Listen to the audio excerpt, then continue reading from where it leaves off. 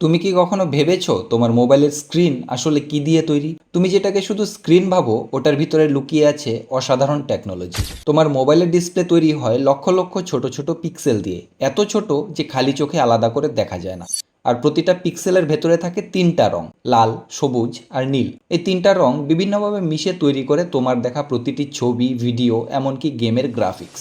এখন প্রশ্ন হলো, এই পিক্সেলগুলো আসলে কিভাবে কাজ করে? ডিসপ্লে সাধারণত দুই ধরনের হয়, এলসিডি ডিসপ্লে এবং ওএলইডি অথবা এমওএলইডি ডিসপ্লে। এলসিডি ডিসপ্লের পিছনে একটা ব্যাকলাইট থাকে আর লিকুইড ক্রিস্টাল সেই আলোকে কন্ট্রোল করে ছবি তৈরি করে। এমওএলইডি ডিসপ্লের ক্ষেত্রে কোনো ব্যাকলাইট লাগে না, কারণ প্রতিটা পিক্সেল নিজেই আলো তৈরি করতে পারে। তাই এই ধরনের স্ক্রিনে কালো রং একদম ডিপ হয়, কারণ যেখানে ব্ল্যাক সেখানে পিক্সেল একদম বন্ধ।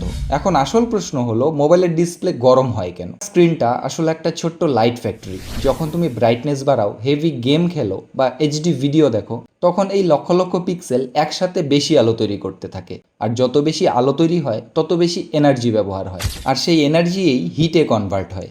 এর সাথে আবার প্রসেসর কাজ করে, যেটা আরও বেশি হিট তৈরি করে। আর সেই গরমটাই তুমি স্ক্রিনে অনুভব করো। বিশেষ করে যখন তুমি চার্জে দিতে দিতে ফোন ইউজ করো, তখন হিট আরও বেড়ে যায়। তাই পরের বার যখন তোমার ফোন গরম হবে, ভেবো না এটা শুধু প্রবলেম, এটা আসলে তোমার ফোনের ভেতরের বিজ্ঞান কাজ করছে। ভিডিও ভালো লাগলে লাইক করো, বন্ধুদের সাথে শেয়ার করো। আরও এমন ইন্টারেস্টিং সায়েন্স ফ্যাক্ট জানার জন্য চ্যানেলটা সাবস্ক্রাইব করে পাশের বেল আইকনটা প্রেস করে রাখো। দেখা হবে পরের ভিডিওতে। Stay amazed, stay curious.